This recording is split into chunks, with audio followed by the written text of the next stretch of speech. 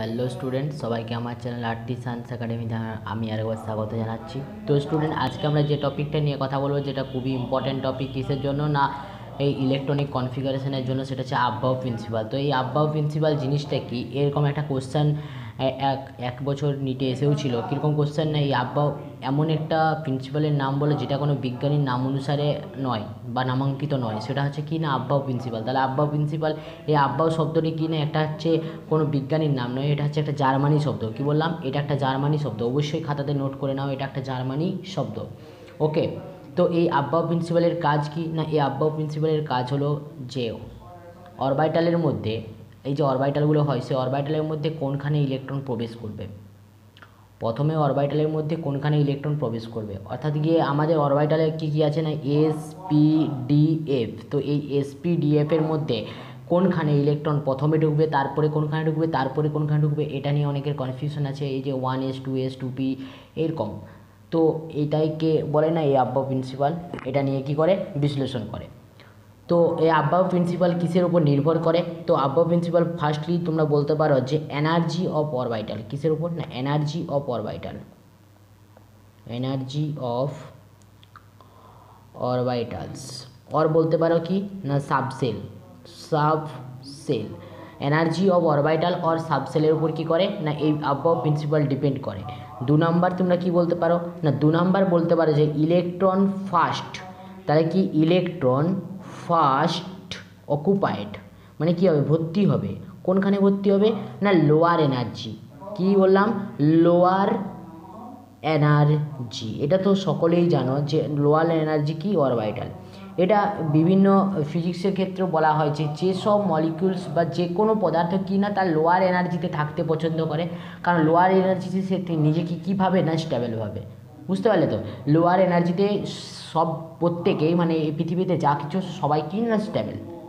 এরপরে যদি আমি 3 নম্বরের কথা বলি, 3 নম্বর আমরা কি বলতে পারবো না ইলেকট্রনের ফিলিংস। এই যে এই কথাটাই আমি আরেকবার লিখছি যে ইলেকট্রনের ফিলিংস কীরকমভাবে হবে। তো ইলেকট্রনের ফিলিংস হবে কি ইনক্রিজিং অর্ডার। কি বলছি আমি, ইলেকট্রনের ফিলিংস হবে increasing order, increasing order of energy of orbital. কি বললাম, energy of orbital, orbitals or subshell. তো সাবসেলের কি হবে না, সাবসেলের যে ইনক্রিজিং অর্ডার হবে তার উপর ডিপেন্ড করে আমরা কি করব না ইলেকট্রনকে প্রবেশ করাবো। অর্থাৎ কি, যেখানে লোয়ার এনার্জি সেখানে প্রথমে কি করবে না, সেখানে প্রথমে ইলেকট্রন প্রবেশ করবে। এবারে আমরা বলবো যে এই যে অরবিটাল কোনটার এনার্জি বেশি কোনটার এনার্জি কম, সেটা আমরা বুঝবো কীভাবে। এটাই তো, এগুলো সকলে নোট করা হয়ে গেছে, ঠিক আছে। দেখো, তো আমি সাপোজ ধরলাম যে এখানে দেওয়া আছে 2s, 2s এর এটা কি 2s হচ্ছে একটা অরবিটাল, এটা হচ্ছে কি কক্ষ, এটা অরবিটাল, এখানে কি থাকে ইলেকট্রন থাকে। তাহলে কক্ষক বা অরবিটাল কী জিনিস না, যেখানে ইলেকট্রন পাওয়া যায়, ইলেকট্রন যেখানে পাওয়া যায় তাকে আমরা কী বলি না অরবিটাল বলি। ইলেকট্রন পাওয়ার সম্ভাবনা যেখানে সবচাইতে বেশি সেটা হচ্ছে অরবিটাল। তো এটা হচ্ছে 2s, এখানে কটা ইলেকট্রন থাকতে পারে, 2টো ইলেকট্রন থাকতে পারে। আর এটা হচ্ছে 2p, এখানে কি এখানে কটা কক্ষ থাকে, এখানে যে 3টে থাকে, এখানে 6টা ইলেকট্রন থাকতে পারে, 6টা। কিন্তু তাদের ডাইরেকশনটা কী হবে না উল্টো হবে, স্পিনটা উল্টো হবে। ওকে, মানে কীরকম এরকম টাইপের হবে, একটা এদিকে একটা এদিকে, এরকম উল্টো টাইপের হবে। তো এখানে আমি এখন বলবো যে 2s আর 2pর মধ্যে, 2s আর 2pর মধ্যে কার ক্ষেত্রে আগে ইলেকট্রন প্রবেশ করবে। তো এটা জানতে গেলে তোমাকে একটা রুলস জানতে হবে। সেই রুলসটা কি না, রুলসটা হচ্ছে n+l, n+l রুলস জানতে হবে। কী জানতে হবে, n+l রুলস জানতে হবে। তো এখানে এই যে n মানে কি, এন কথাটার অর্থ হচ্ছে গিয়ে এই সংখ্যাগুলো, কি বললাম এই সংখ্যাগুলো, এস এর আগে, পি এর আগে, ডি এর আগে, এফ এর আগে যে সংখ্যাগুলো থাকবে সেটা হচ্ছে এন। তাহলে বলবে এখন এল কোনটা না, এল এর মান এটা নোট করো যে এস যদি হয়, এস হলে এল এর মান হয় 0, যদি পি হয়, পি হলে এল এর মান হয় 1, যদি ডি হয় তাহলে এল এর মান হয় 2, আর যদি এফ হয় তাহলে এল এর মান হয় 3। কী বললাম আমি বুঝতে পারলে, যদি এস হয় তাহলে এল এর মান 0, যদি পি হয় এল এর মান 1, যদি ডি হয় এল এর মান 2, যদি এফ হয় এল এর মান 3। ওকে, তাহলে এখন দেখো আমি যদি এদের মধ্যে এনার্জি ডিফারেন্স জানতে চাই তাহলে কী হবে না, এদের দুজনের মধ্যে যদি আমি এনার্জি ডিফারেন্স জানতে চাই তাহলে দেখো এসের ক্ষেত্রে এন কত, না এসের ক্ষেত্রে যদি এন প্লাস এল যদি নির্ণয় করতে চাই কার ক্ষেত্রে, না 2s এর ক্ষেত্রে, তাহলে কী বের করবো না এন এর মান কত, এন এর মান হচ্ছে 2 আর এল এর মান কত, এল এর মান হচ্ছে 0, তাহলে অ্যান্সার কত হলো 2। আর যদি আমি 2p-র কথা বলি, 2p যদি আমি বের করার চেষ্টা করি এন প্লাস এল, তাহলে কী আসবে না দেখো 2, এন এর মান 2 আর পি এর মান কত 1, তাহলে অ্যান্সার কত হলো না 3। বল বুঝতে পারলে কিনা, 2 আর 1 3 কনফার্ম, এত অবধি কনফার্ম। ওকে, তাহলে আমি বলতে পারি যে এখানে এনার্জি সবচাইতে বেশি কে, তাহলে এনার্জি সবচাইতে বেশি হচ্ছে পি এর, 2p এর। তাহলে ইলেকট্রন কোনখানে প্রবেশ করবে প্রথমে, ইলেকট্রন প্রথমে প্রবেশ করবে 2s এ, কোনখানে প্রবেশ করবে 2s এ। একটা কথা মাথায় রাখবে যে এনার্জি কার সঙ্গে, এনার্জি কার সঙ্গে না এনার্জি এন প্লাস এল এর সঙ্গে ডাইরেক্টলি প্রপোর্শনে। যদি এন প্লাস এল এর মান বাড়ে তাহলে এনার্জি বাড়বে, যদি এনার্জি কমে তাহলে এন প্লাস এল এর মান কমবে, অর্থাৎ এন প্লাস এল এর মান যদি কম হয় তাহলে এনার্জি লেভেল কী হবে, কম হবে। এতদূর অবধি সকলের আশা করি কনসেপ্ট ক্লিয়ার। তো এরপরে যদি আমি তোমাদেরকে কিছু কোশ্চেন বলি, যে ধরো আমি কিছু অরবিটাল নিচ্ছি, যেমন 1s 2s 2p, কী নিলাম 2p, তারপরে যে কী নিচ্ছি 3s 3p 3d 4s 4p 4d 5s, তো এগুলা নিলাম। তো এদের যদি আমি এখন তোমাকে বলি যে এনার্জি ডিফারেন্স ক্রমে সাজাও, এনার্জি ডিফারেন্স ক্রমে সাজাও, তাহলে তোমাকে প্রথমে কী করতে হবে না তোমাকে ভ্যালু বের করতে হবে, কার ভ্যালু, না এন প্লাস এল এর মান বের করতে হবে। তাহলে আমি প্রথমে কী করবো না এন প্লাস এল এর যে মান সেটা ক্যালকুলেট করবো, তো ক্যালকুলেট করো। এক্ষেত্রে 1s এর ক্ষেত্রে কী হবে, এন এর মান কত 1 আর এস এর মান কত, এল এর মান কত 0 সমান হচ্ছে 1। তারপরে যদি আমি 2s এর কথা বলি, 2s এর কী হবে না 2 প্লাস 0 সমান 2। 2p যদি কথা বলি তাহলে কী হবে 2 প্লাস পি এর কত মান 1 ইকুয়াল টু কত হবে 3। এবার যদি 3s এর কথা বলি 3 প্লাস 0 ইকুয়াল টু 0, কেন 0, কারণ হচ্ছে এল এর মান 0 এন এর মান 3। এবার পি এর যদি কথা বলি তাহলে কী হবে 3 প্লাস 1 ইকুয়াল টু 4। তারপরে যদি ডি এর কথা বলি তাহলে ডি কত হয় 2, তার মানে 3 plus 2 equal to 5 equal to 5। এবার যদি 4s এর কথা বলি তাহলে 4 প্লাস 0 ইকুয়াল টু 4, পি এর কথা বললে 4 প্লাস 2 ইকুয়াল টু 6। এবার যদি ডি এর কথা বলি কী হবে না 4 প্লাস কত, ও সরি এখানে পি আছে তার মানে 1, তার মানে 5 হবে, কত হবে এটা 5।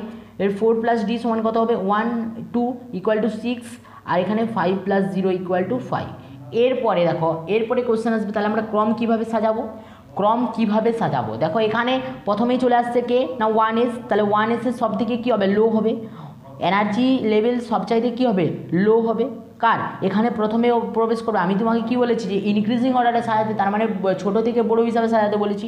তাহলে প্রথমে ছোটোটা এনার্জি লেভেল সব থেকে লো কার 1s এর, তারপরে কে না 2s এর, দেখো 1 2। এরপরে দেখো ভালোভাবে নোটিস করো, এখানে দেখো 3 চলে এসছে দুটো, কটা চলে এসছে 3 দুটো চলে এসছে, 2pতেও 3 3sও 3। তাহলে এর মধ্যে কে আগে প্রবেশ করবে, কোনখানে ইলেকট্রন আগে প্রবেশ করবে, যখন এন প্লাস এল এর মান সমান হবে, এটা নোট করে নাও, যখন এন প্লাস এল এর মান যখন সমান হয়ে যাবে তখন তোমরা কি করবে, তখন তোমাদের যেটা কাজ হবে যে এই যে 1s 2s 2p 3p যা এন এর মানটা, এই এন এর মানটাকে নোটস করবে, যার এন এর মান যত বেশি তার এনার্জি লেভেল তত বেশি, বুঝতে পারলে, যার এন এর মান বেশি তার এনার্জি তত হাই, অর্থাৎ গিয়ে সেখানে পরে এনার্জি কী হবে ইলেকট্রন প্রবেশ করবে।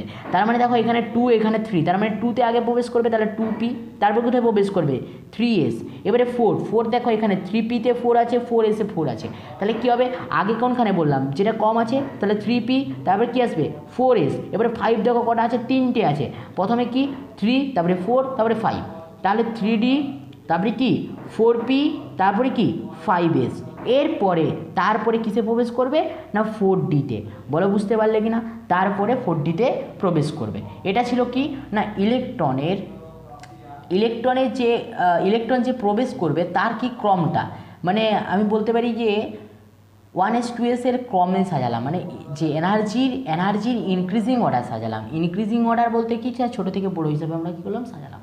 তো এর জন্য একটা শর্ট মেথডও আছে, এটার জন্য আমি কী করেছিলাম মানে ইলেকট্রনিক কনফিগারেশনটা আমি কী করেছিলাম পড়িয়েছিলাম খুব ভালোভাবে। তো যারা ক্লাসটা করোনি ডেসক্রিপশনে লিঙ্ক দিয়ে দিচ্ছি, করে নেবে। এই ইলেকট্রনিক কনফিগারেশনটা খুব ইজিলি আমরা কীভাবে করতে পারি সেটা আমি আলাদা একটা ভিডিও বানিয়েছি। তো দেখো এই ক্ষেত্রে তোমরা শর্ট টিক্সে কীভাবে করতে পারবে, তো প্রথমে কী হবে না 1s মানে একটা এক আছে তার জন্য 1s, তারপর দেখো 2, তাহলে 2s 2p, এখানে দুটো 2 আছে বলে, তারপর দেখো 3টে আছে বলে 3, তাহলে 3s 3p 3d, তারপর দেখো 4s 4p আর কি 4d 4f, এরপরে 5s 5p, তারপরে 6x। আমাদের এগুলো আর প্রয়োজন নেই, তার জন্য আমরা লিখলাম না।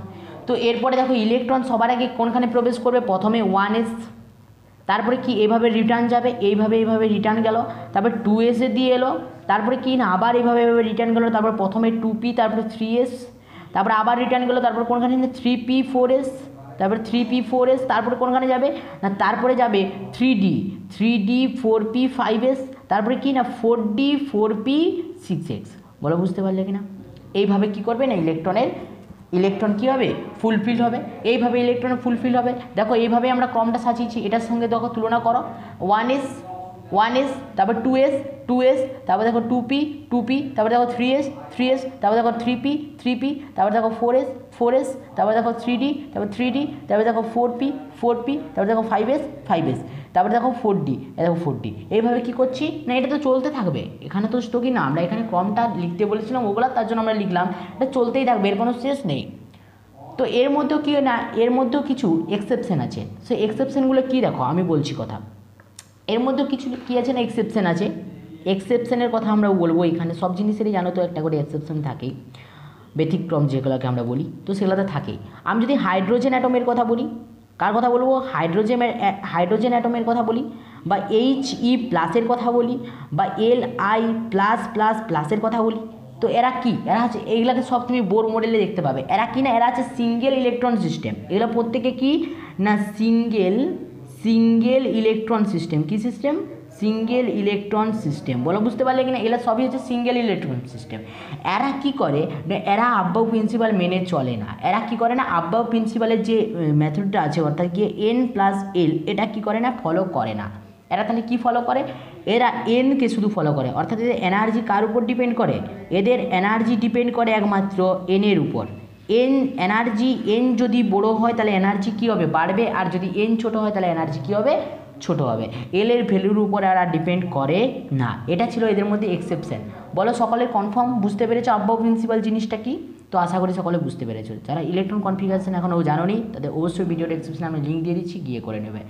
আর যারা আমার চ্যানেলে প্রথমবার তো অবশ্যই চ্যানেলটিকে সাবস্ক্রাইব করবে, ভিডিওটা যদি ভালো লেগে থাকে অবশ্যই লাইক করবে, আর বন্ধুদের মধ্যে শেয়ার করবে। বাই, দেখা হচ্ছে নেক্সট ভিডিওতে।